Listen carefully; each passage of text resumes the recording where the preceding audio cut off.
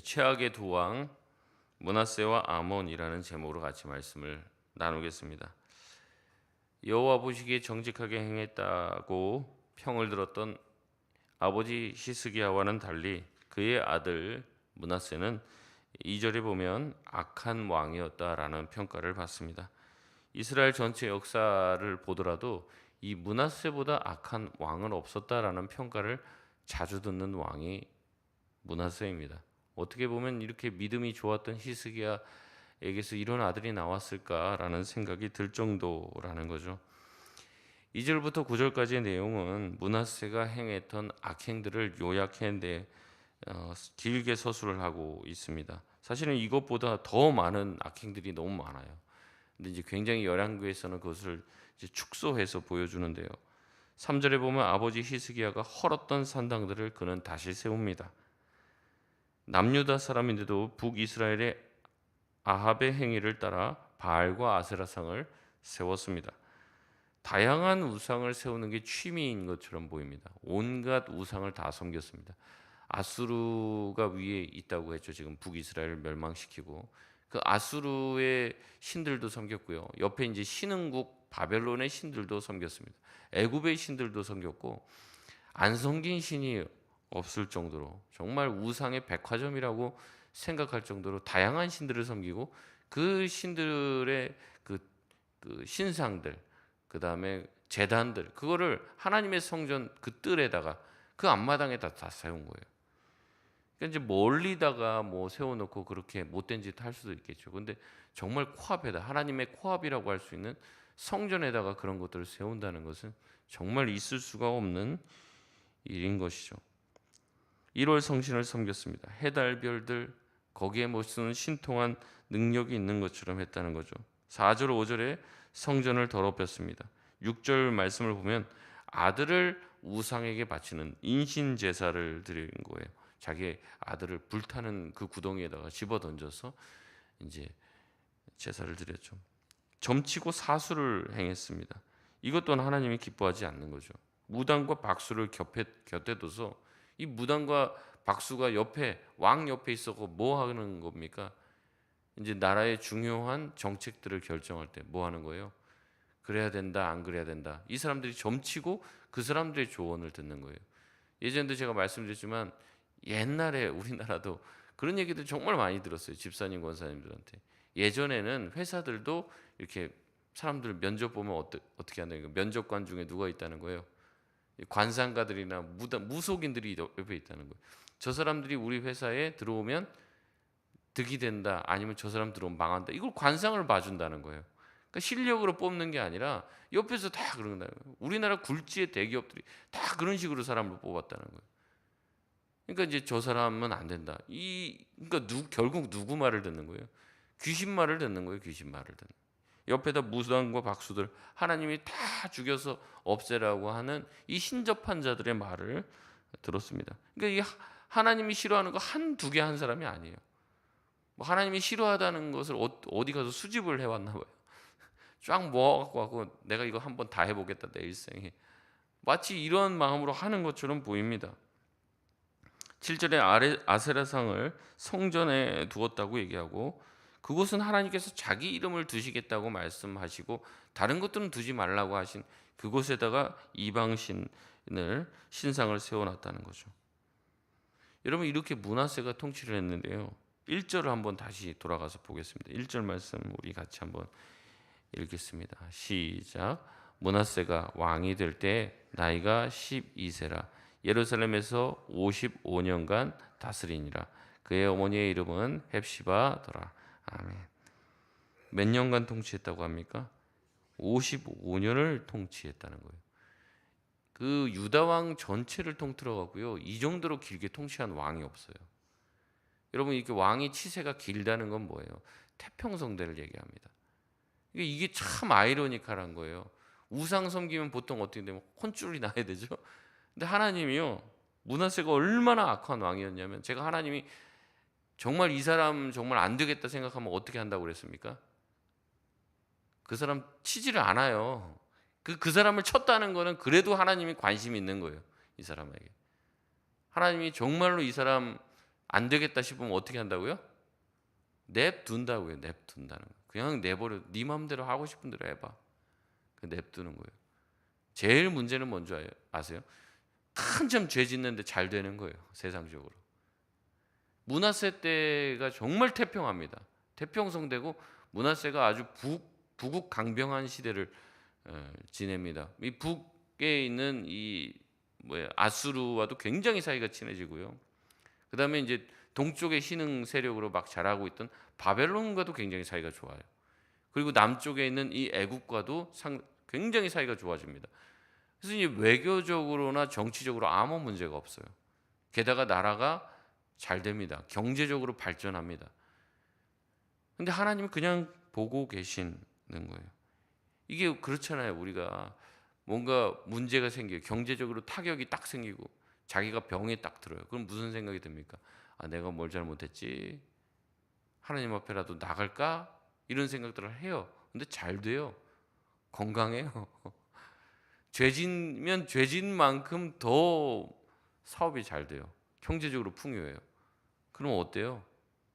아, 이게 뭔가 좀 잘 되는 방법인 거구나. 이렇게 나가야 되는구나. 이 생각을 할 거 아니에요. 여러분, 최악은 뭐냐면요. 죄 지으면서 잘 되는 거예요. 악을 행하면서 승승장구하는 거예요.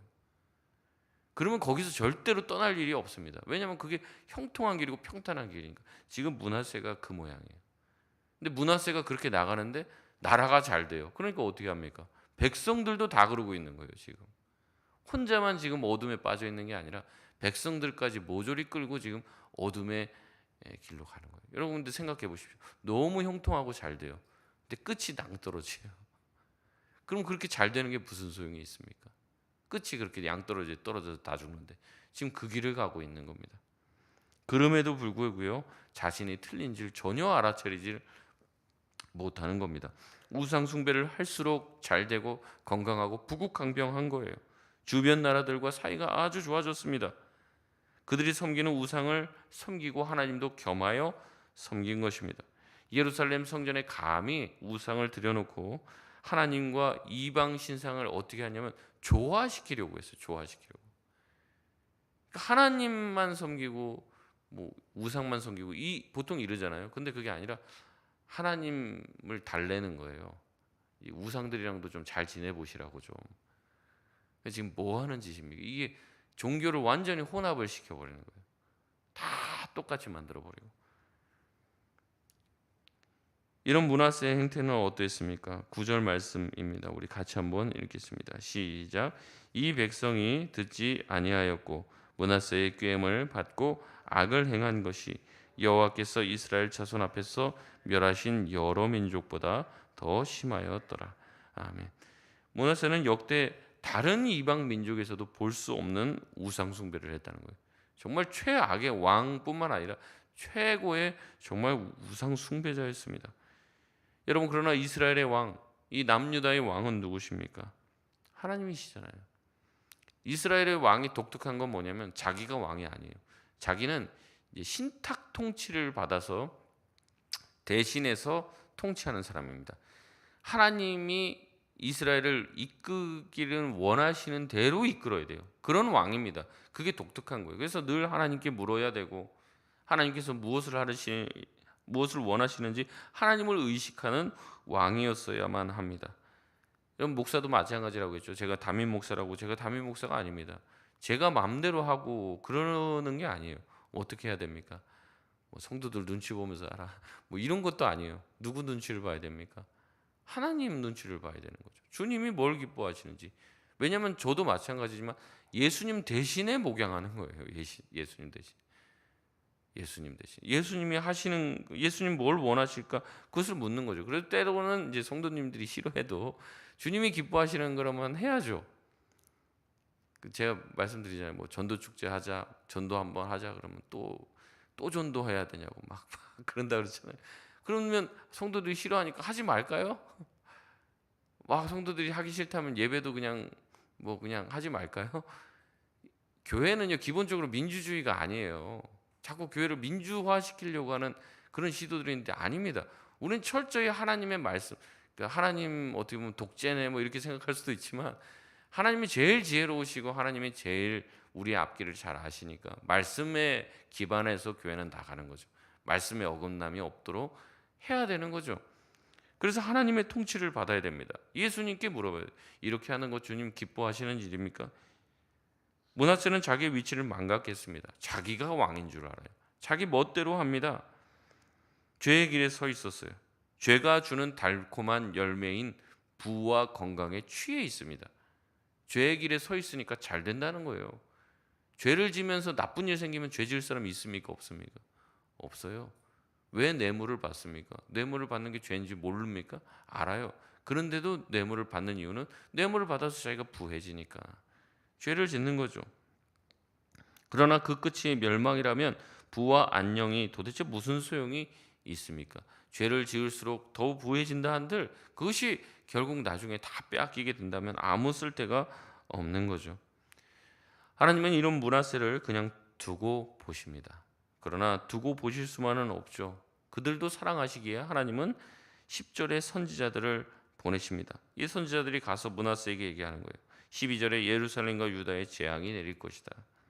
재앙이 내리게 되면 그 재앙의 소리 때문에 모든 사람의 귀가 떨리게 될 것이다 라고 얘기하죠. 13절에 북이스라엘을 멸망시킨 것처럼 하나님은 예루살렘과 유다를 완전히 뒤집어 엎어버리겠다 말씀하십니다. 14절에 남은 자들을 버려서 원수에게 넘기고 원수들이 너희의 땅을 다 노력하고 너희를 겁탈하게 될 것이다 라고 이야기합니다. 이 모든 것은 15절에 뭐 때문에 그래요?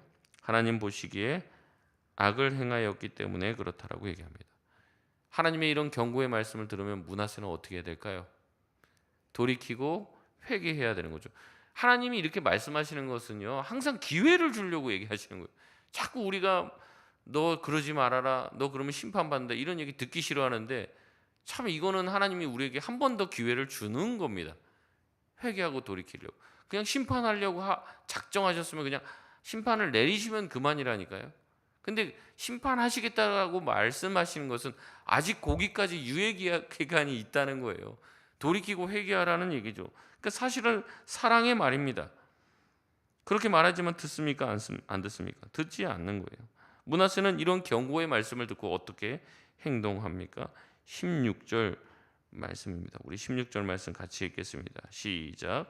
므낫세가 유다에게 범죄하게 하여 여호와께서 보시기에 악을 행한 것 외에도 또 무죄한 자의 피를 심히 많이 흘려 예루살렘 이 끝에서 저 끝까지 가득하게 하였더라. 아멘.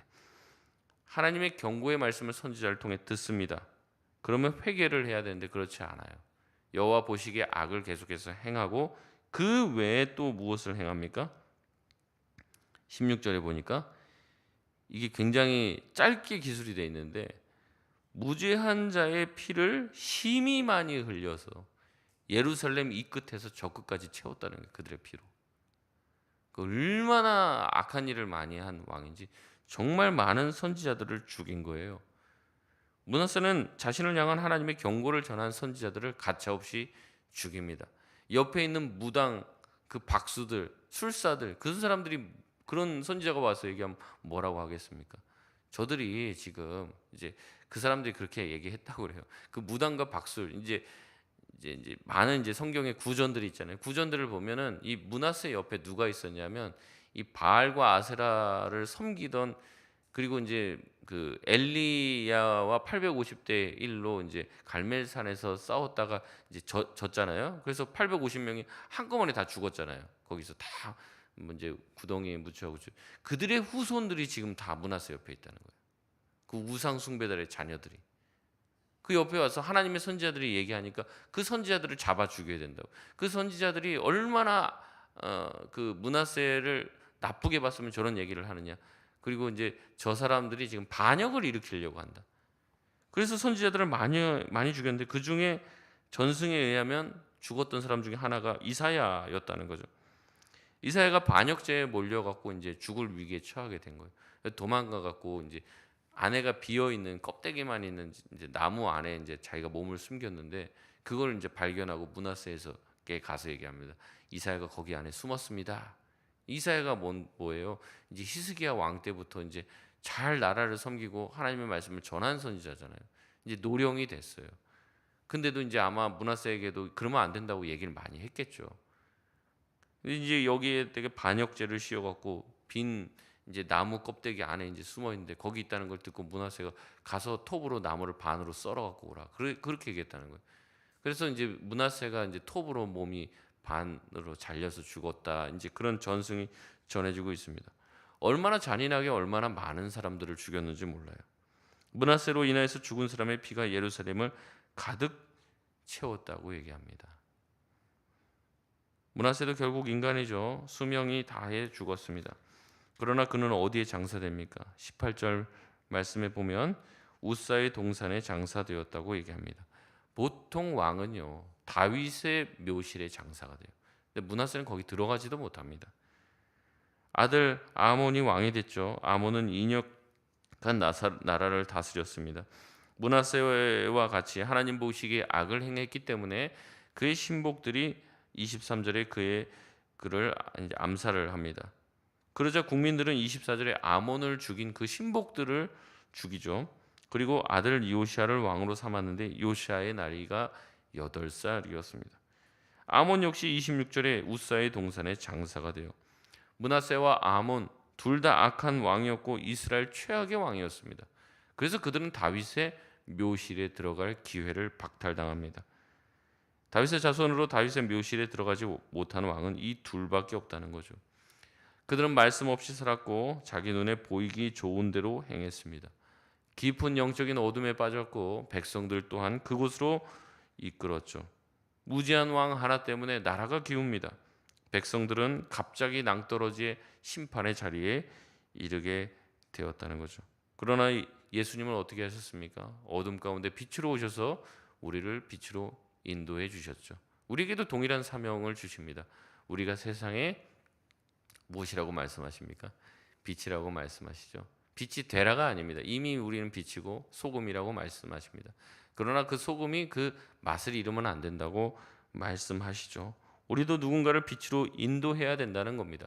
누군가에게 소금의 짠맛을 알려줘야 한다는 것이죠. 그것이 바로 저와 여러분이 가야 할 길입니다.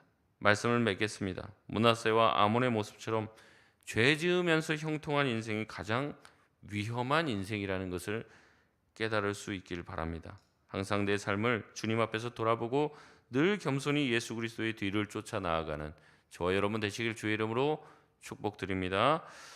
우리 시간 같이